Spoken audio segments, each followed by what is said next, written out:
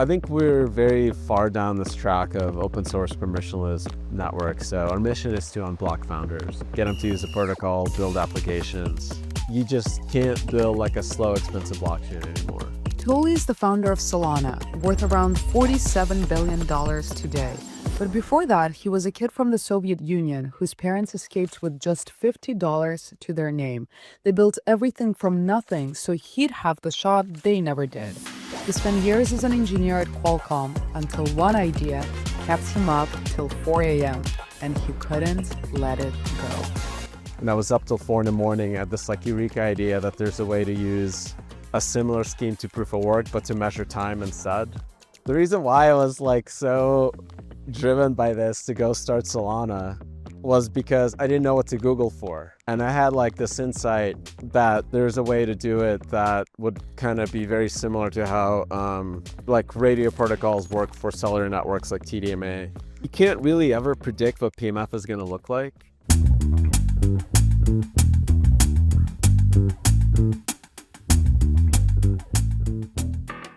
Anatoly, thank you so much for taking the time. Thanks for having me. Tell me, what was it like growing up in the USSR? What do you remember? It was very surreal because I show pictures to my kids and my wife and stuff, and I've got like a uniform and a briefcase for school papers and stuff. little red tie and stars of like stars the pioneer, with, right? yeah, stars with photos of Lenin on them. It was when I try to remember it, it feels really like a dream because the world is so different now. Yeah. So you have pretty vivid memories of it. Yeah, for sure. What was it like? Like, what were the defining experiences that you remember? I think TV was terrible. Like, you had no media. It's interesting that you remember TV as one defining thing. Because it's such a contrast to United States. Yeah, you had no media. We played a lot outside by yourself, without parental supervision. So that was, I think, kind of maybe what people kind of remember the good old days in the U.S. was probably the 80s and the Soviet Union. Do you have fond memories of it? Oh, yeah, totally. My parents, definitely not. Your parents not? Yeah, absolutely What were not. their memories? What did they tell you about it? They probably lived through all the worst parts of it. My grandparents or whatever.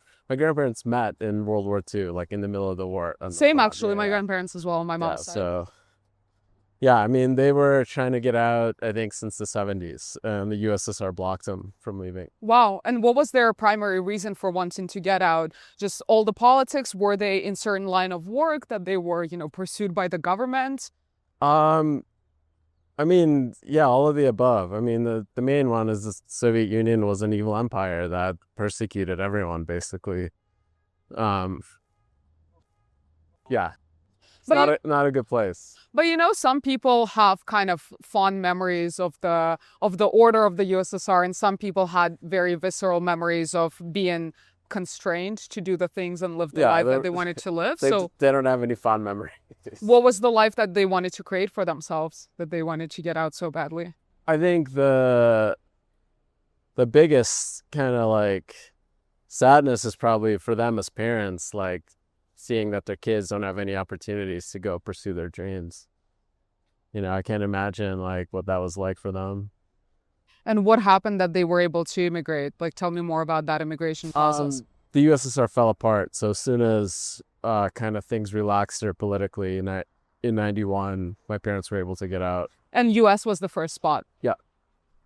Tell me more about what you remember from immigrating. So you come to the US, So I thought that from coast to coast, United States would be like Manhattan, just like one giant built up downtown city.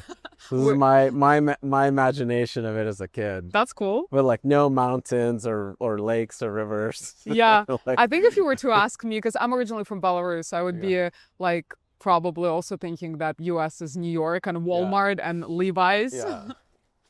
So like it was just a shock to see like farms and like country and neighborhoods and suburbs. So it's very like that was just one of it, just landing there first. And then, so I grew up without any media. You literally had 3 channels in the Soviet Union. They're all communist propaganda.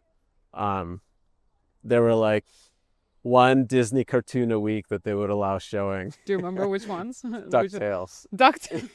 Interesting. Okay. So like, yeah. And so you come to the US. That was like the highlight of like my life as a kid, is watching that one allowed Soviet cartoon, like Disney cartoon. And then it landed in like 92 in Chicago, which was like such a dramatic difference because you had like music and the Bulls like being on top of the world and Michael Jordan and just this like kind of over saturation of media, and I just absorbed all of it. And the internet. My parents got me a computer a year later. And people ask me about my inspiration or heroes, like, why do I work so hard? My parents landed here with $50 per person. Wow. Because that's all US would let people take, the amount of wealth.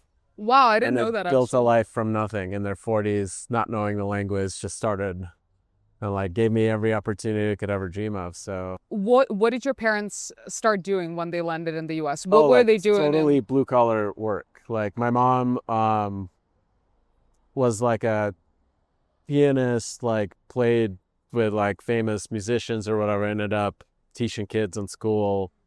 And then my dad was a civil engineer, like, I don't know, he could like rearrange mountains in Siberia with dynamite or whatever. He's got crazy stories, but when they landed in the States, he just worked blue collar jobs like roofing, wow, whatever in Chicago. I remember he was working to get like his electrical, whatever certificates. And I would do like his work and homework because I was, as a kid, you like pick up English really quickly. So I was like doing like electrical, whatever circuit analysis. Wow, that's amazing. To help out your dad with his schooling. So blue collar work, and then were they able to establish themselves later on? That's how they retired. But I guess to them, the kind of work that you do here that's considered hard is 10 times easier than... What did you want to be when you were in the US? Sorry, did you have any dreams for, what you were going to do when you grow up? Like being an astronaut, I had like little kid dreams, right? Like, yeah. Okay, so you come to the US and then there is an abundance of everything in the US, abundance of media, you start learning English, and then you get into computers really early. We had English, Russian, French, and Ukrainian from first grade. How did you get into computer science? My parents got me a computer, I think 93, so kind of like right when the internet was burgeoning, and I was messing around with software, Linux, open source, because it was just kind of a cool idea. And how did you decide to go to college studying computer science, given that it was on the verge of the dot-com boom? Like, was that even a concern at all? Or did you have conviction that this is what I want to do? I've been building... Probably the movie Hackers had the most influence on me picking my career. I just kind of thought technology was interesting and always had a knack for math. And engineering. So I was actually like kind of debating between computer science and like bioengineering, biology. Oh, cool. But in that first year, I think the weed out classes really like separate the people that like lab work. Yeah. And the minutia of pipetting things to for sure. People that kind of like to code. So I was more on the coding side. Why biology and bioengineering? What was that inspired by? This was like at the time, like on the verge of like kind of let's sequence the human genome, and kind of this birth, I think, of the idea of genetic engineering just seemed like very sci-fi to me. That's very cool. I studied chemical engineering in school, and then a couple of years in, I taught myself how to code to switch to tech because lab work was also not my cup of tea. Yeah. So I totally get it that you kind of, you get a taste of both maybe, and then you get separated out very quickly if that's not your thing. So, okay, so you studied computer science, and then I believe in school you started your first company or you were a part of a startup. Yeah, I was part of a startup with a bunch of friends. It's a founding member, co-founder, whatever you want to call it. Tell me more about what was that startup We doing and were why'd you decide to building join it? voice over IP systems for kind of these small businesses to like do kind of like, I don't know if you remember Grand Central Dispatch, Google Voice precursor. Oh yeah, okay, I do remember Google Voice. So we like built them without really understanding like the idea of the internet that you can scale things globally for everyone. We thought like we can kind of bootstrap it locally. And in the middle of Illinois after the dot-com crash, it was not like a thing that could happen. But kind of going back in retrospect, if I kind of just understood that like you can take whatever you're building and just make it available to everybody at the same time globally in the internet, you will grow with the internet. So I think, yeah, that was, I think, kind of a lesson that I only learned maybe a decade after the Yeah. the So failure. what failed about that startup specifically? What did you guys do wrong now in retrospect that it didn't work out? Oh, we literally just didn't understand how to do like, let's just bet on the internet getting like, don't worry about getting like 10 users locally, just Get globally with the yeah, internet. yeah. That makes sense. So you then started your career at Qualcomm, and I'm surprised that you stayed there for like 13 years or something. It's I was, so I would wake up, surf, bike to work, run like during lunch, bike home, Wow. surf again, then go play Where, underwater where hockey were you living? in San Diego. Okay, okay. Lots of So surfing. so you're like, if you live there, I think that's kind of the life you can choose for yourself. Is like I was an Iron Man, like I was in fantastic shape, like outside all the time, and also kind of working on whatever I wanted to. So if you want to be like an IC that's just like deep down in code, there will be managers that will be like, here's the hardest problem, come back to you when it's Yeah, done. yeah. Yeah. So was it that lifestyle that you wanted to keep living that kept you at Qualcomm for so long? So I had me and my like one of the guys that ended up CTO and co-founder of Solana, we were like roommates for basically until we got married for like over a decade. And we were constantly, when we would be surfing, we would be just shooting ideas around like, should we do this? Should we do that? We had probably 14 tiny startups that like kind of had no Yeah, yeah. real traction in that time. So we were always just messing around, trying to build things. So He when was at Qualcomm too, or he yeah, was just your roommate? he was Okay. he was at Qualcomm too, also from Urbana-Champaign, Mhm. also underwater hockey player. That's amazing. Sports Unite. Yeah, yeah, we had like a cohort of basically Ironman, Qualcomm underwater hockey players that would just like try to do these like small whatever, Yeah. small ideas, random stuff. Um, None of it panned out, but when I did kind of have that eureka moment and the kind of the drive to go build Solana, I literally just pulled those people in and they were like, yeah, let's do it. Yeah. So what still kept you at a company for 13 years? I think the work was interesting. So it Okay. was just really, really like at that time, you had mobile phones going through this like rapid Mhm. innovation phase. Mhm. So similar to how like AI hardware is like accelerating basically every year, you get like a full generation leap. You had that from 2001 through I think like 2010ish.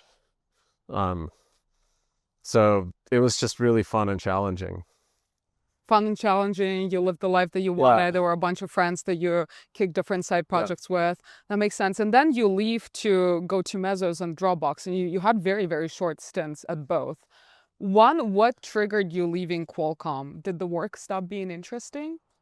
Um, I moved up to the Bay Area.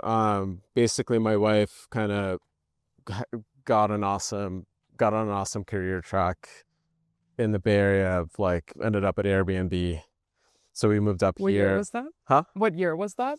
Um, Shoot, 2011ish Oh, or wow. 12, Okay. something like that. Gotcha. So she was at Airbnb very early.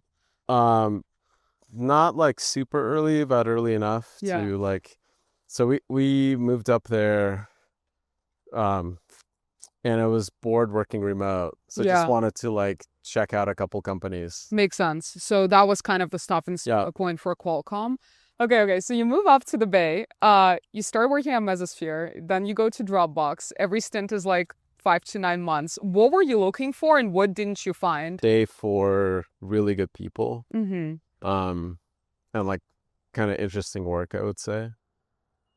So I think um, Dropbox I probably would have stayed because I found like a team that was really, really hardcore and smart. We're working on compression and AI. That would have been, Yeah. for whatever, for better or for worse, regardless of how Dropbox, the company was doing, the team there was awesome. I So feel like that time was a pretty golden time yeah, for yep, Dropbox. It was like 2015, yep. 16. So that's really, I think, kind of like what you're looking for most of the time as an engineer. And I was literally just kind of just inspired to go build Solana. Got it. So it was more of a opportunity and situational that you left Dropbox so quickly. Tell me about the time when you just tell me about that, inspiration to start Solana. So first of all, how did you get into crypto? So one of the guys that from my Ironman underwater hockey Qualcomm group, we were working in a side project, building deep learning systems. So this was right around when TensorFlow came out, before they just got them to dream images and stuff. This is before the transformer paper and everything. We're literally just putting up boxes with GPUs at Hurricane Electric and building like a thin wrapper or What year orchestration was wrapper. that? Huh? What year was that? 2017. Gotcha. And we were mining crypto in the background to pay for the hardware. Oh, wow. That's so cool. But it wasn't like a mining operation because we were optimizing it for GPUs. Yeah. It was just, we have all this hardware. Why not? Yeah. How much do you guys mine? So we were spending it all back on buying GPUs. So it wasn't profitable from that sense, but it was crazy that people were paying us to do nothing. Yeah. Effectively with we were using any Claymore miner or something, and it would just switch to whatever the optimal proof of work coin. So I got like kind of nerd sniped by crypto and proof of work, and we literally had 2 coffees and a beer at Cafe Soleil, and that didn't sit well with me. And I was up till 4 a.m. I had this like eureka idea that there's a way to use a similar scheme to proof of work, but to measure time instead. And that later became proof of history. And the reason why I was like so driven by this to go start Solana was because I didn't know what to Google for. What do you mean? Like these things are technically called verifiable delay functions. And like these folks at Stanford were working on them and had like very advanced papers on like much better constructs than what I had in mind. But because I didn't know like how to find it, I thought I had something like really interesting and unique. Oh, wow. That just drove you to continue figuring it out and working on it. That's crazy. So it's kind of like naivete and lack of skills of searching for a specific thing. That's fascinating. But why did this idea drive you so much harder than your other side projects that you kept working on for the past 13 years before that? Partly, I think I got some really good advice from my wife. She was at Columbia, like working on a Facebook competitor. And her memory of that was that there's like this brief moment, like 6 months window where there is an idea everybody knows it's going to be built and it's really hot. And if you get funding, then you'll have a shot. And if you kind of wait too long, you won't. So there was this idea that there's going to be a fast blockchain. Like everyone knew So it's kind of up in the air. The idea was in the air. Okay. There are a bunch of different people trying to do it every different way. And I had like this insight that there's a way to do it that would kind of be very similar to how like radio protocols work for cellular networks like TDMA. This was what I absorbed from Qualcomm. So I think I was maybe the only one thinking of that problem that way at the time. So was able to get enough funding. So that was kind of it. So it sounded like because of all your experience at Qualcomm, you were Also, like, also, I would say like the difference between San Diego and Bay Area was like really stark there. Like when I told Dropbox, hey, I want to do the startup, the response that I got, like, this happens all the time, come back in 6 months if it doesn't work out. So when you're like in the Bay Area, probably still even now, this is the best network of founders and companies and VCs and even the people that are your managers at whatever big tech company you have in the Bay Area all had that. The reason they're there is because they wanted to be startup founders, like to some extent.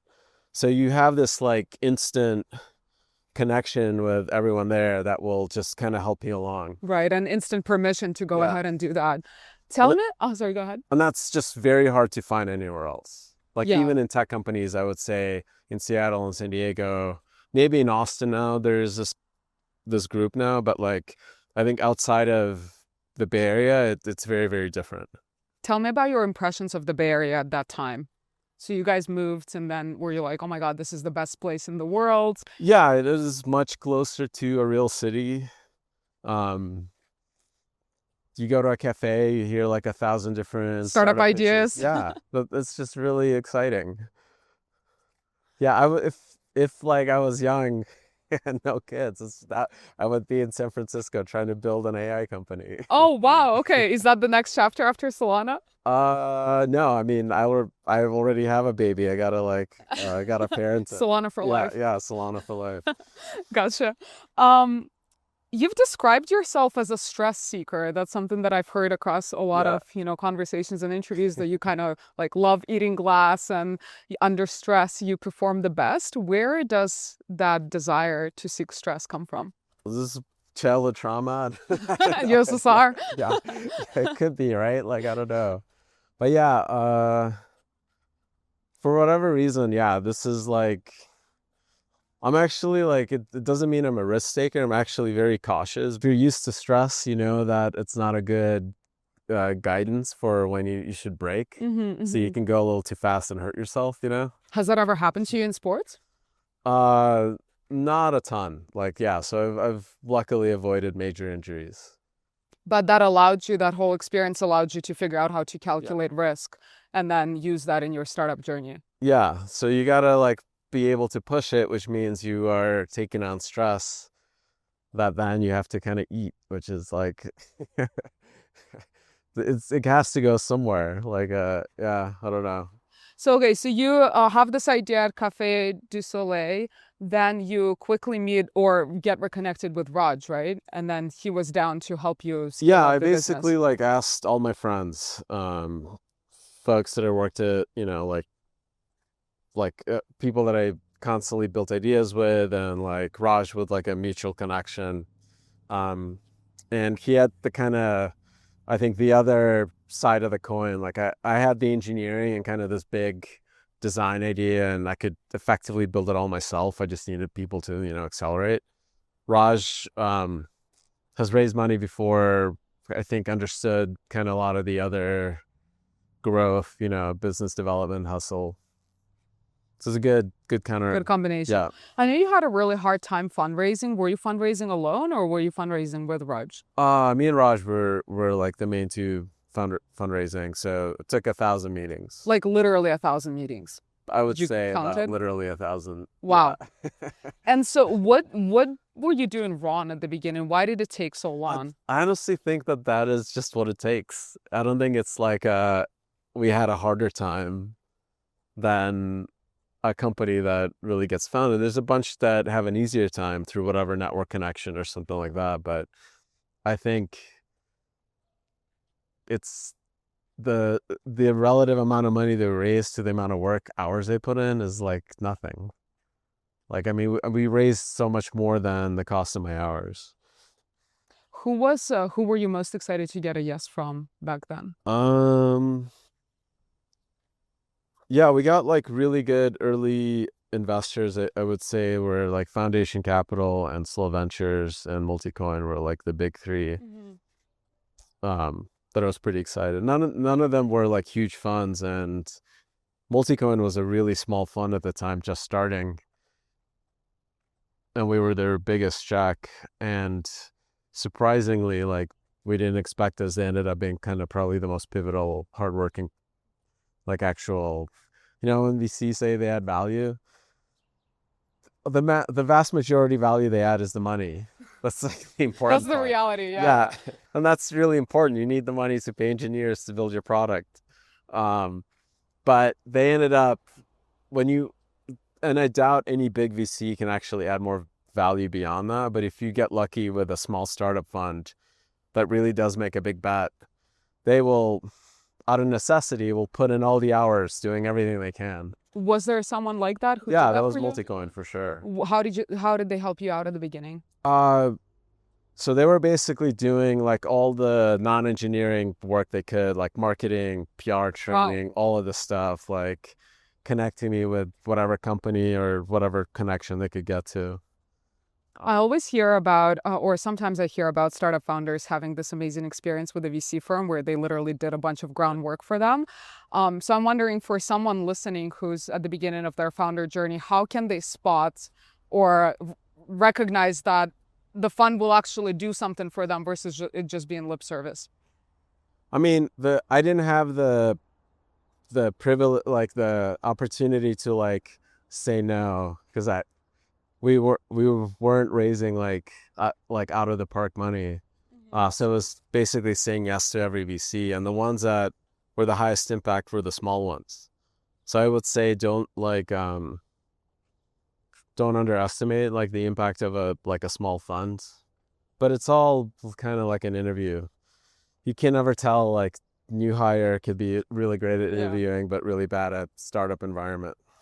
So it sounds like in that first round, you were just like, anyone who's going to give us money, we'll take them on. How did that change with subsequent rounds? I think that only really changed after we didn't need the money. Okay. And then you became more selective. Yeah. But even then, like you only really have that the ability to say no is when you're so successful that you don't really need it. So what was the criteria you started looking for in, VCs when you already were successful that you didn't need the money? I think then, as you're thinking about, this is again, post product market fit, you're thinking about your company as it's going to grow in traditional markets where you start pushing against like traditional like players, Stripe, banks, whatever. You want VCs with board seats or connections there, because they can kind of help you build those relationships. Can you tell me more about what you envisioned Solana to be then when you just started, and how has the mission evolved over the years? I mean, it's surprisingly just stayed on track. We always thought that price discovery and trading is the most important use case for a smart contract platform. So we've been optimizing for that and focusing on making it kind of the best place for permissionless markets to be created. And none of that has changed. So I think the challenge is like, I think with all just kind of these open source permissionless systems, it's really hard to build them out because anyone can fork you, anyone can literally just copy the ADA and rebuild it in the centralized way. So you're always competing with these kind of forces that want to verticalize everything. But I think over the long term, those end up surviving for a shorter amount of time, even if in that burst they're more successful. What's been the hardest moment as a founder? I know you guys had a lot of challenges with FTX collapsing, with the network going down multiple times, but what felt the most challenging to you personally? Oh, definitely FTX collapse was like, the network stuff is, there were growth problems. The only reason it would go down is because we would get overwhelmed with the demand that it was trying to... Yeah, it's a good problem to have. Yeah, it was serving beyond like what we could test, the capacity we could test internally. So then we had to go like fix stuff. That was great. I wish we had more of those. More of those problems? Yeah, those kind of problems I welcome every day. Yeah, FTX collapsing, that was terrifying because you had no idea. Like the worst fear I had was a bunch of teams that raised capital to build products in Solana had their money on FTX. And then it turned out that most of them actually didn't, right? Yeah, like we like Raj and I were panic calling teams, like just trying to figure out, do you have runway, like, and see if we could find some VCs somewhere that could help people out, even though half of the VCs also got screwed just as much, and the markets were tanking. So that was pretty bad. But yeah, luckily I would say like 80 to 85% were like did the right thing, were conservative. So if you're a founder listening to this, treasurydirect.gov is your friend. Your CFO should tell you to put all your runway into short-term treasury bills and remove bank risk, remove any kind of custody risk. Yeah. The best advice I've gotten was actually from Kyle from Multicoin, was like, you should that funding is for taking like startup risk, not like, you shouldn't be investing it into anything that investors can already invest on their own. So you're basically trying to create something that is going to outgrow everything else in the world. So tell me a bit more about when FTX happened. Where were you? What was happening? We just had breakpoint. We had like all our breakpoints have like broken records. So at that time we had the biggest breakpoint we ever had. Like, I don't know, thousands of people bought tickets, thousands of founders showed up for like Hacker Day and stuff. They were like, it felt like the ecosystem was booming, even though we're already in kind of this part of the bear market. And on the flight back, I'm like following Twitter and seeing all of this, like, holy shit, it's real. So you were on the flight back and you were on Twitter. What was going through your mind? I mean, like that called like, is our company screwed because our runway's on there? No, like, so our CFO was smart enough to like put things in treasuries, but then are all the other founders that I know, are they screwed? So calling people, trying to figure out how bad things were. And obviously it was going to impact the ecosystem because FTX brought with it a whole bunch of engineers that were building stuff on Solana. So it was one of those moments where you don't know like how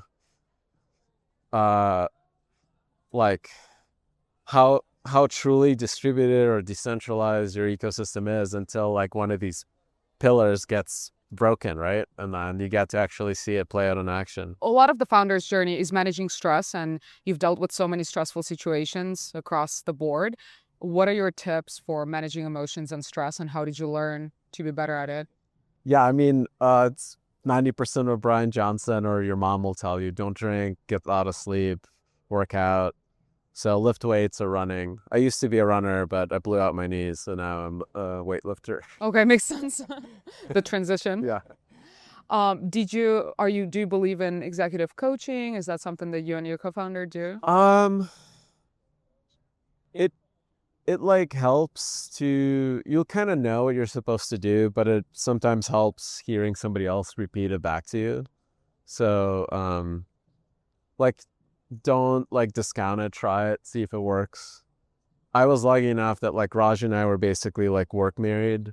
So I would pace around like the room or whatever, talking to him about, do we do this, do we do that? And we would exhaust every option. This was like my method of trying to figure out what to do, is we would argue until we were just like out of arguments. Yeah, out of arguments, and then a number of options remaining is Pareto efficient. Doesn't matter which one you pick, because you've argued away all the bad ones. So then you might as well coin flip, but the CEO has to make that decision. So did you know that Raj and you would be such a good pairing, or was that it was totally random. So again, like, it was just a connection through like a really good friend of mine whose opinion I valued a lot, because he's like a really awesome genius. So it's really hard to pick co-founders. I would say, like, just pick one. It's like dating, you never know, right? Like, it's just random. What was the advice that friend give you? Did he give you any frameworks for how to think about it? I needed Raj because I'm an engineer and I don't really know anything outside of that domain. So having like a cross-domain co-founder works out really well. How did you guys pick who's going to be the CEO? I wanted to be the CEO, so Why did you want to be the CEO? Just it was my idea. I kind of just wanted to drive it. Okay. Do you, Somebody like you need like a I think a lot of other teams that kind of get together and there isn't like a clear leader, you end up with problems that you eventually have to solve. Like somebody has to decide, I want to be the leader, I want to make the decisions. And like that, because when you do end up with that Pareto efficient set, somebody still has to pick one. And you need like, I think at some level, somebody that is, wears the crown, no matter how heavy it is. it sounds a little counterintuitive for you to be like, I want to be the CEO at the same time hearing that you're just an engineer, you don't know anything else. How were you thinking about that? Were you like, I'm going to learn everything else that's important for the role of the CEO? Because it sounded like Raj was kind of the more... You need to, why it worked for us is I had people that just were good. They were good people. They were both like good and honest and hardworking and were smart. I think these are just like necessities out of a team. If you have like a bunch of bad team members, it's not going to work. And I was able to trust them to just go execute on big parts of the system or engineering parts, or with Raj and basically the other half of the company, without ever like thinking or needing to micromanage, or like I basically could delegate completely and blindly. And if you don't have those kind of co-founders, I think no matter what, like you get a lot of problems, and you might get lucky and kind of work through them. But generally, like what worked for me is just having that trust and really good people I could delegate to. Did you guys ever have moments where you didn't trust each other on a certain task or in a certain project? No, I mean, we'd argue, and eventually, like, when Raj would be like, "Well, you're the CEO. Just tell me Go what do, to yeah. do," and I'm like, "All right, fine. You win. Like, go do what you were doing." So it just kind of worked. As soon as he would like push me into that, like, "You're the CEO. You can tell me what to do," I'm like, "Okay, you're right." I'm the CEO. That was a sign that I was arguing too much. That like we've exhausted every possibility, and I could trust him to do the right thing. So for someone listening, how would you go about selecting a co-founder and making sure that that relationship stays trustworthy? I think like this, I don't know how you can like filter for it, except that you just kind of have to commit to it and trust that you'll get lucky. Like it might not work out, right? But I think if you, no matter what process you create of evaluating or spreadsheet, there's no way to spreadsheet this. You just like at some point got to trust the person and be like, okay, I'm in. I don't know. It's also dating advice, I suppose. Yeah, that's true. Okay, speaking of dating advice, you've been married to your wife for quite a long time, Yeah. and you bring her up in a lot of important decisions and situations. How did you guys meet? At our friend's 30th birthday party. Do you feel like she is kind of also, an invisible co-founder of Yeah, Solana? absolutely. Yeah. She had to like, we had 2 kids and a startup, and she had a super stressful job and had to like kind of carry the family during that whole like phase where it looked more like we were going to fail than we were going to succeed. So, I think, yeah, you actually like, I think I'm split on whether, I don't think it matters what phase of your life you start a company. Like you can do it at any phase, because I literally had like a newborn when I did it. So what you need are like just really good people that you can trust and delegate to. I think that's the most important part. How did you make a stressful company situation and family with young kids work? You don't really make it work. Like you just kind of have fires happening, and you choose which fires to ignore and choose which fires to mitigate. Like it's just suffering. You have to kind of be okay with suffering for a few years and understanding that it might actually not pay out. Do you feel like you're past the suffering point? Yeah, a bit, yeah. I mean, now I think like what's the big difference now is the folks that did join at that time and have been at labs or foundation or whatever for like 5+ years have really matured into their own and have taken up big pieces of the work. So now they're effectively kind of they're looking for their bench of people that can take over. So now I think like the org has gotten like just mature enough to where if it rolls up to me, it must be really bad. So I don't get any of the fun news. This is all the bad news. Oh, the menus. Has there been any recent situations where you There's always a fire once a month, no matter what. once a month? Oh, that's not too bad. Yeah. That's not every day. What was the most recent fire?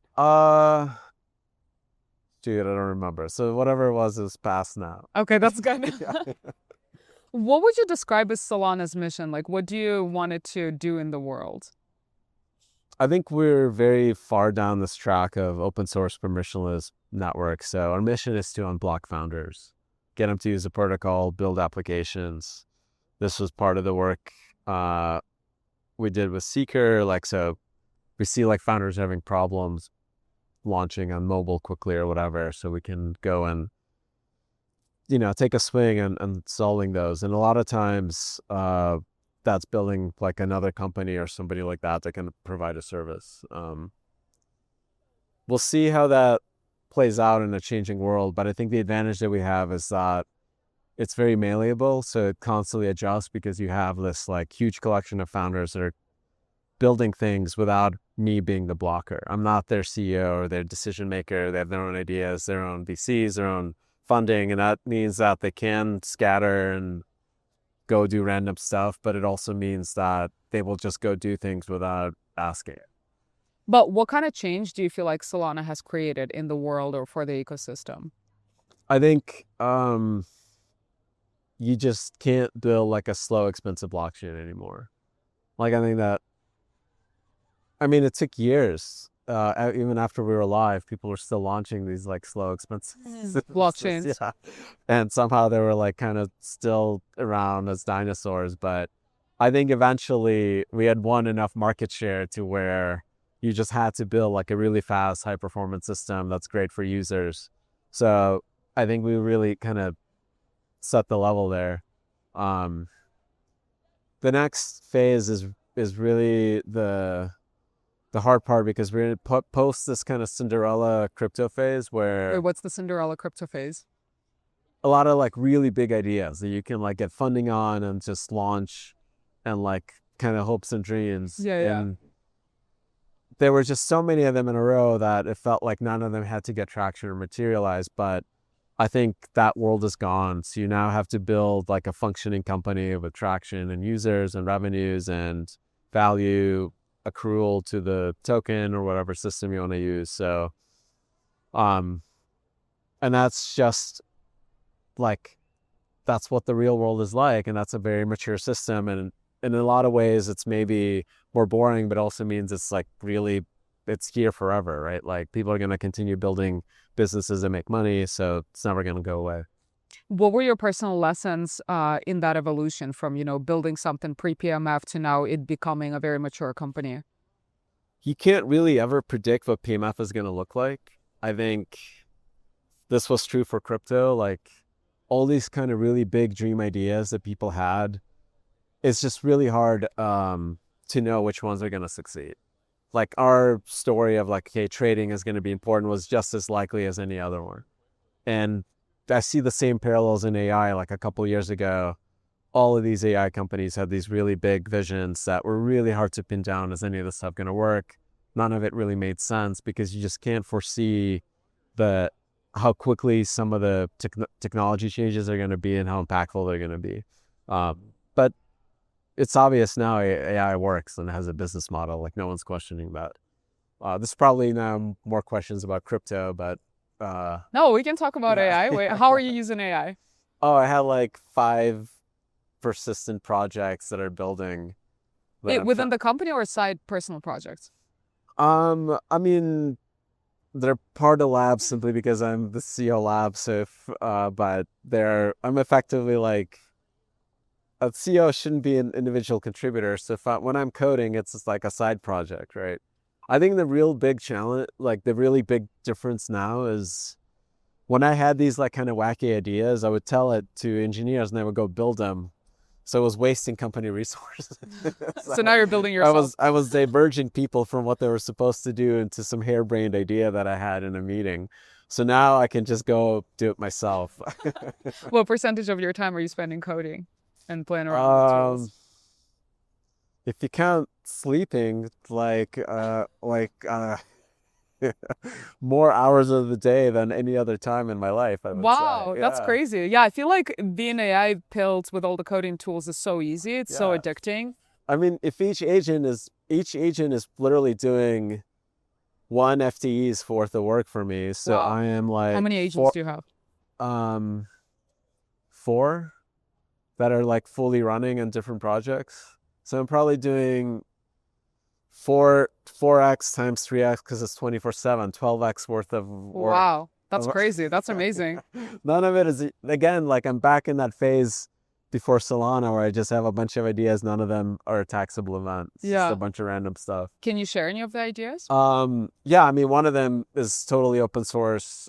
It's after last year during 1010, there was like a huge derivatives kind of fire across a whole bunch of like perpetual dexes, perpetual exchanges, dexes, and centralized ones, where it would, because they're running um the liquidations engine as a black box. And in my kind of mind, I think that was one of the ways that FTX got killed, was these systems, if you don't know how they behave behind the scenes, they accrue like bad debt and it has to go somewhere.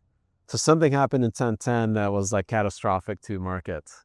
And you'll never know because it was all off chain. Right. So that was my kind of trigger to, okay, there's got to be a way. If these systems work, there has to be a way to do it fully on chain that's fully mathematically closed loop. And if there's not, then they're not safe. So is it like an observability tool or? No, it's literally like here's a closed loop perpetual derivatives risk engine that's mathematically complete and you can provably verify. So that nothing fails. Yeah, okay. So if something like if there's a crash in prices that's unpredictable, you know exactly how it will balance all the debts and it cannot create bad debt. So that was my inspiration to like, that event was like triggering for me because of FTX. Yeah. I'm like, oh shit, that can happen again. Yeah. And that would not be good. Even if Binance is not like a huge supporter of Solana and is being beast competitive, something bad happening there would have catastrophic effects across the whole system. And I don't even think they're doing anything bad. It's just having an alternative that is mathematically proven will set the level playing field for all competitors.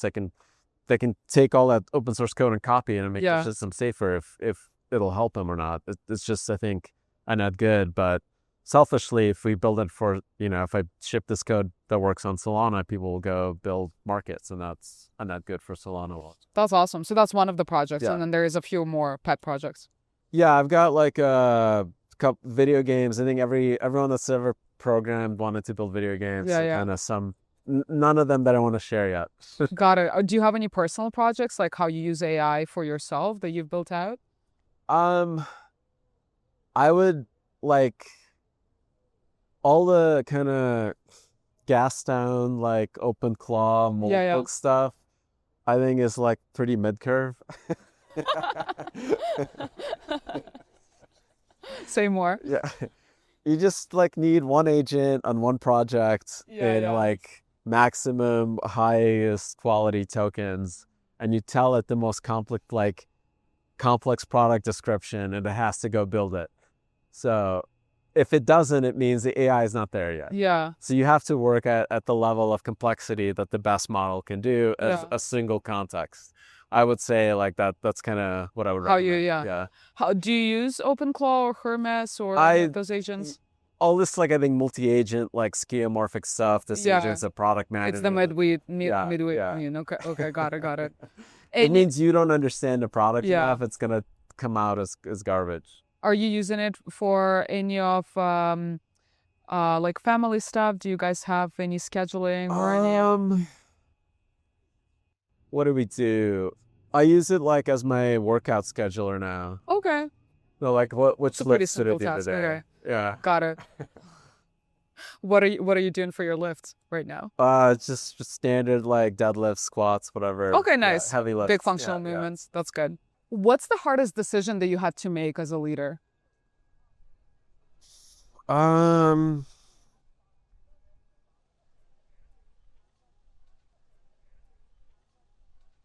Probably right before we launched, we were like really short on runway. Um, and I fired like really good people just to extend runway.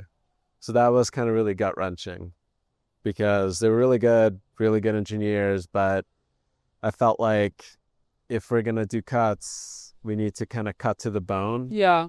to extend runway enough to where we just have a couple more shots on goal on catching PMF or whatever.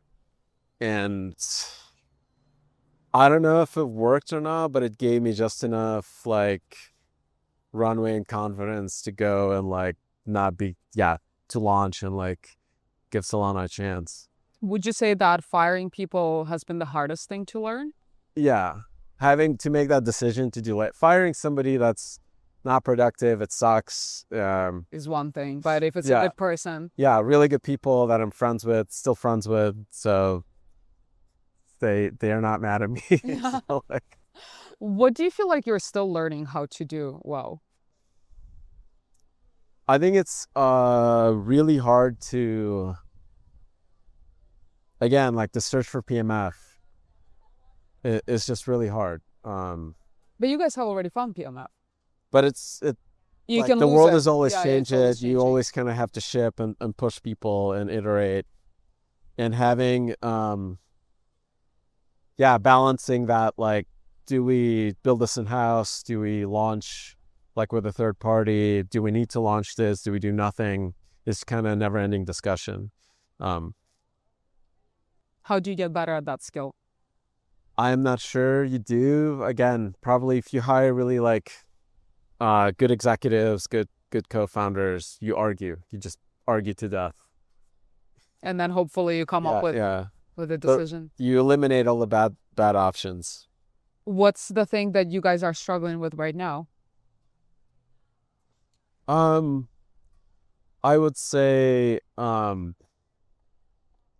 just capturing more growth, more TAM of like on-chain trading. Mm-hmm. It's never a struggle, but that's always like the struggle. Like we need to grow it. Like it has to grow year over year.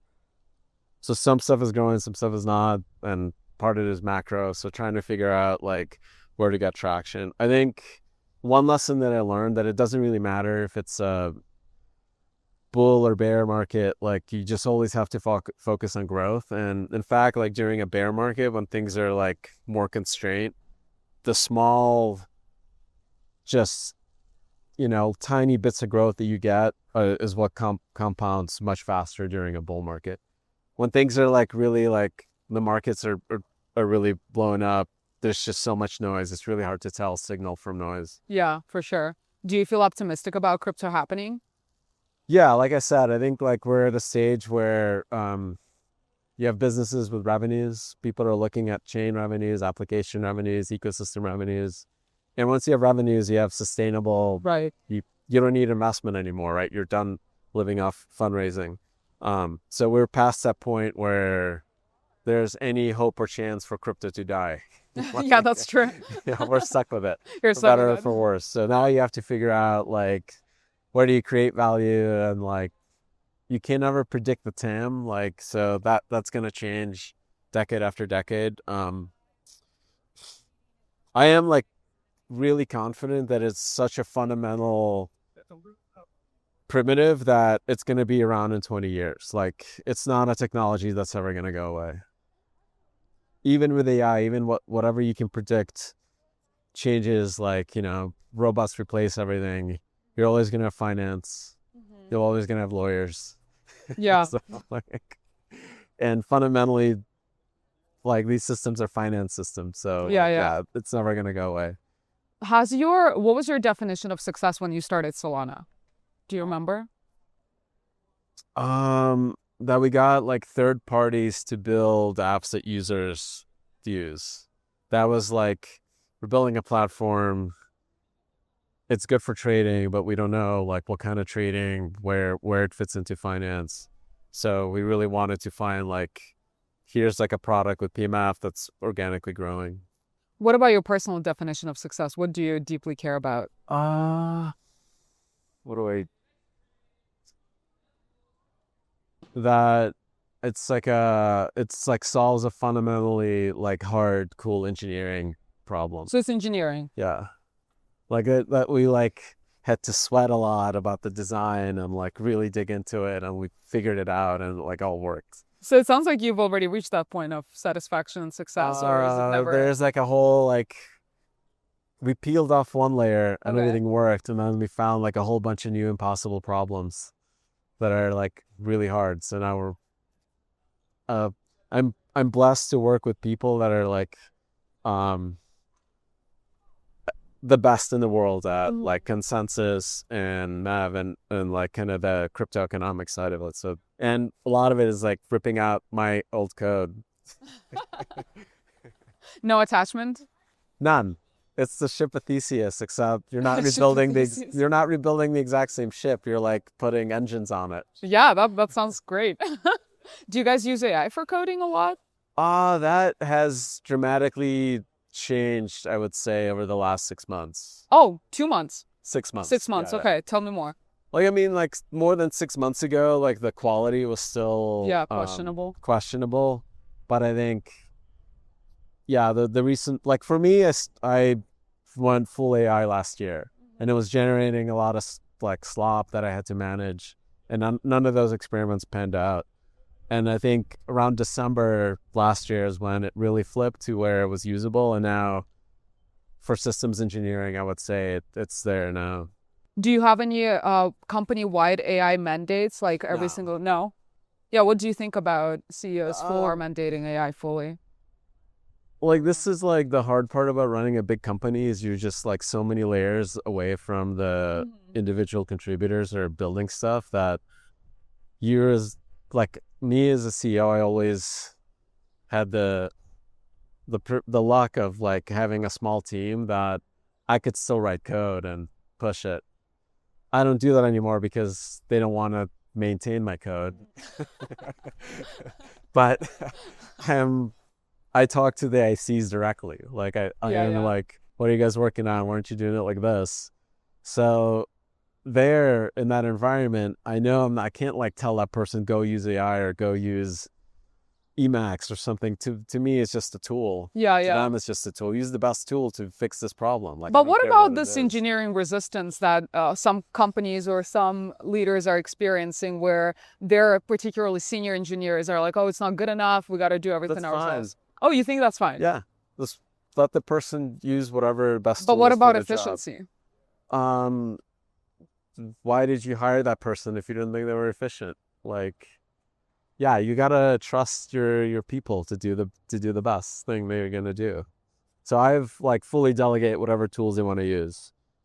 So if some people want to use Claude, some people use ChatGPT, I don't care. Like if they don't want to use any of them, it's up to them. It's up to them. Okay, that's awesome. Ultimate trust. Yeah, pre-AI we had engineer that had like 6 monitors and we used pedals to switch focus. He was like a true 10x engineer, the last one. That's crazy. Is he still at the company? No. Okay, got it. But yeah, I mean, you can look at GitHub based on lines of code contributed. In those early days, some people were punching out a lot of code. Wow, that's crazy. I don't think we had AI contributors match that yet. So we're not at that stage of super productive small team, it totally greenfields. Yeah. How far away do you think we're from that? I mean, at the pace it's going, maybe 2 years, but like, yeah, it's getting there. Yep. Yeah. I want to briefly talk about Twitter and being public. So obviously, as you've described yourself, you're pretty introverted. You're like a very hardcore engineer, still in the weeds with technical stuff, and you have a very loud Twitter personality. How was it like to transition into like almost a cult leader for you? Was that natural? Was it intentional? I think this is like, you need to have one co-founder that wants to do sales. And like it really is better when it's the CEO. So it wasn't like something that I naturally wanted to do, but Raj kind of like pushed me. You got to do it. It's going to come from you because it's your baby. So it's better when it's genuine and comes from the creator. Were you resistant at all to being public? No, it's just took practice. So like a lot of, I would say, iteration. But you literally like to get your first users, you got to Do whatever find it a takes. user and ask them, hey, try this thing. Yeah. And the worst thing they'll do is just ignore you. That's true. Did you have a hunch you would enjoy sales and talking about product? You did not. No. It's just work. Any tips for sales as a founder and knocking on every door? It's also just do it 1,000 times, and you'll get better at it. Have you, you've gotten a little more political over the last couple of years, whereas before you stayed highly apolitical and more focused on technology. What was that shift like for you and why did you decide to? I think I've always been anti-socialist. I don't know. Yeah. Fleeing from the Soviet Yeah, but you Union. didn't flee personally. You know, your parents fled. I mean, But you heard a lot of stories. They took me with them, luckily. Yeah, that's true. So what was that transition to be more vocal about politics like? I love to argue, and I will argue anyone online? Yeah. So it was much of a transition. Yeah. Gotcha. How did money change you? It's been like, I mean, there's benefits to like not having to worry about it. But I think past the kind of like success you can have is like just at Airbnb or Qualcomm is like in tech, it doesn't really like change your life that much, I would say. Like being in tech in the Bay Area, like especially two parents in tech, you're already like kind of had more success than my parents ever dreamed of. Yeah. So like you have access to everything that you want, then the only thing that you're really managing is time. Like, do I have the free time to spend with my kids or not? Were there any things that you started doing differently once you felt like you stepped into wealth, or did it just hugely stay the same? Basically stayed the same, I would say. I don't really like to travel, so like, I don't know. So yeah, I honestly have no idea what more needs I have. That's great. I'm not a foodie. Like, I'm not excited about cars. I don't need like, none of that stuff matters. What are your hobbies right now? Besides AI, skiing, okay. Skiing, snowboarding as much as I can. Okay, how often do you go out? Whenever there's snow, so it's weather dependent. But okay, like, yeah. So like couple times a season. I mean, if I'm lucky, try to get like, I don't know, 100K vertical a year. That's awesome. Any curiosities outside of tech and AI that you're diving into? No big longevity or bio stuff. Nothing. Nope. You're not following, you're not interested? No, I mean, I think it's pretty cool. I think I would say like quantum computing is probably the other one, because I think if we solve that, then we have a shot at solving the other problems. I think. What are the problems you're most excited about if quantum computing took a leap? Like material science. So like, yeah, I think to date, I think technology has basically solved like Newton's law to a T. We can track medium-sized objects really well. Like, rocket fuel can launch him perfectly up and bring him down. Yeah. But as soon as you get into like atomic scale, protein folding, everything, you're dealing with like a very large, massive n-body problem that is just intractable. So quantum computing is like that.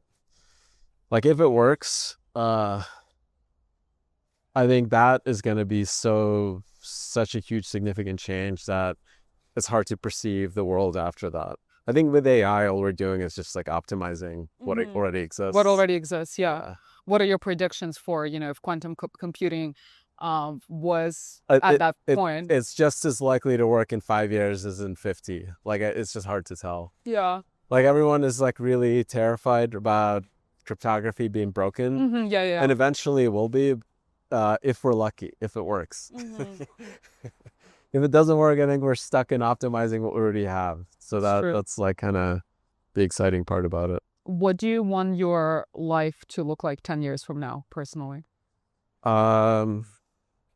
Maybe 1,000,000 vertical feet snowboarding, Susan. Is that the dream? Yeah. Just skiing the entire year? Yeah. Wait, Yep. really? Yeah. That's a very deep passion. Yeah. So no tags, just skiing. Yeah, just skiing all day. So then when do you think that chapter will come? Do you think there is a chapter after Solana, or do you see yourself running Solana I indefinitely? mean, what's cool now is I was already like, when I was on the lift, I would like log into my Claude and tell it to continue. So fully autonomous Solana CEO Yeah. while you're skiing While I'm verticals. skiing. You don't think you'll miss building? I guess you'll still be building through Yeah, your agents. yeah. Yeah, that's true. Okay, I have a couple of last questions. What's something you believe about human nature that most people don't want to admit? I don't even think most people think this, but I think most people are very good. Okay, Like, yeah, I think. good intentions, Yeah. see the best in people. Yeah, you can almost trust somebody to do the right thing by default, and they'll do it. It's like, it's basically always worked out. Do you feel like you got that belief through your own experiences, or someone instilled it in you? Probably my parents. I don't know. Mm-hmm. Yeah, most people are good. Like, you can just do things. You can just do things. Okay, and last question. What's something you believe? Oh, sorry, I already asked you that. If you had a chance to meet your 10-year-old immigrant self, what would you tell him about the American dream? I would tell him to take it really easy and slow coming back to running after a break. Is that how you blew out your knees? Damn. So what happened exactly? I took like, I had like 2 years off basically, because I Yeah. was like working 24/7, and then I was getting stressed out. I was like, okay, I gotta go work Yeah. out. So, I tried to take it easy, but I'm like, okay, I'm ready for sprints. Yeah, damn, that was a bad idea. Yeah. And there is no turning point, like you can, go fix your knees and get back into I running. think post quantum computing, they'll be fixable. Wait, how is quantum computing gonna help They'll- that? They'll be able to solve the protein folding problem on cartilage regrowth. and, Okay, like, wow. fully Gotcha. simulate cells, and then it won't be a problem. But I think until then, I'm basically screwed. Damn, that sucks. I'm so sorry. I mean, it's fine. I can like deadlift and snowboards. Yeah. Do you see sports as like a thing that helps you be creative, or you just... Yeah, for sure. Yeah. Yeah, you get into the flow state, and you can like kind of ruminate on ideas, Yeah. and like discard a bunch of stuff that's good, find new ones. And what's your life philosophy in one sense? I don't have one. I don't know. One sentence. I would say just like try to be mostly good, just be good, assume other people are good, and things will work out. I love it. Totally. Thank you so much for your time. For sure.